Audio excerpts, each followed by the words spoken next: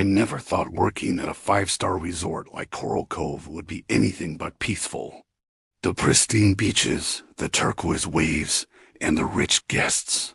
It was supposed to be a dream job, but there's something no one tells you about working in luxury hotels. The corridors, the rooms, the hidden corners, they all have their secrets.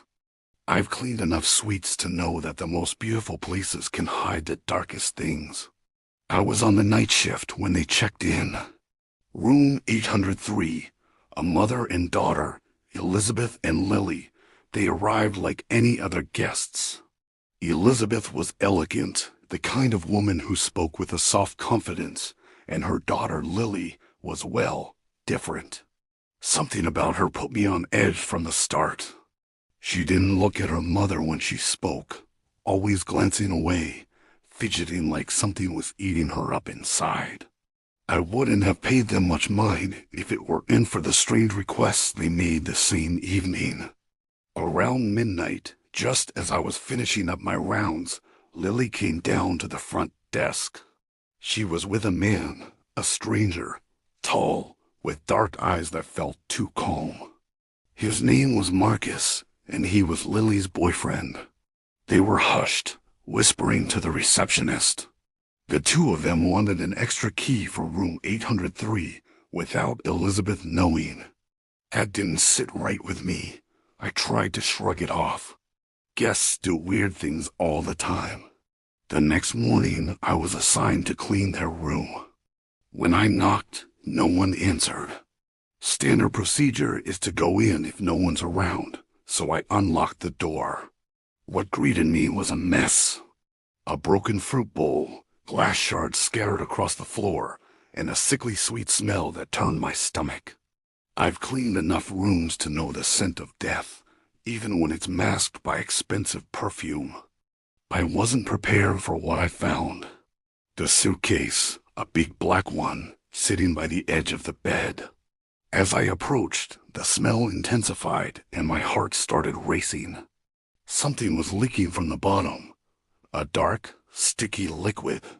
My hand shook as I reached for the zipper, but before I could even touch it, Lily walked in. Her eyes were wide and frantic. Behind her was Marcus, calm as ever, like the storm hadn't touched him at all. They froze when they saw me standing by the suitcase. "What are you doing here?" Lily's voice trembled. I was just cleaning," I stammered, my gaze darting between them and the suitcase. "I didn't touch anything." Marcus stepped forward, blocking my path to the door. His eyes were cold, too cold for someone so young. "You need to leave." Nodding, I slowly backed away. "I'll come back later." Lily looked like she was going to cry. Her hands were trembling as she fiddled with the hem of her shirt. I wanted to reach out, to ask if she was okay, but Marcus's presence stopped me. He didn't say another word, just watched me with that unsettling stillness as I slipped out of the room and into the hallway. I didn't breathe until I was far away, tucked into a storage closet where I could pull myself together. My mind raced. Something horrible had happened in that room. I could feel it, sense it. And whatever was in that suitcase, it wasn't luggage. I rushed to tell my supervisor, but by the time we got back to room 803, it was too late. The suitcase was gone, and so were Lily and Marcus. The room was eerily clean, as if nothing had ever been out of place. But I knew better. I'd seen it. I'd smelled it. Elizabeth was gone, and I had a sinking feeling I knew where she was. Hours later, the resort was buzzing. Security footage showed the couple leaving with the suitcase, handing it off to a taxi driver who didn't know what he was carrying. They were found a few hours later, hiding in a cheap motel across town. Arrested. Lily cried when they cuffed her, but Marcus didn't flinch. He just stared straight ahead, as if none of it mattered. Within hours, it was all over the news of how a greedy daughter killed her own mother with the help of her psycho boyfriend. Elizabeth had been wealthy, very wealthy. Her husband, Lily's father, had passed away not too long ago, leaving behind a large inheritance. But Elizabeth held tight to it, refusing to give Lily and Marcus any of it until Lily was older, more responsible, she'd said. And that's where Marcus came in. He didn't care about responsibility. He wanted the money, and he wanted it fast.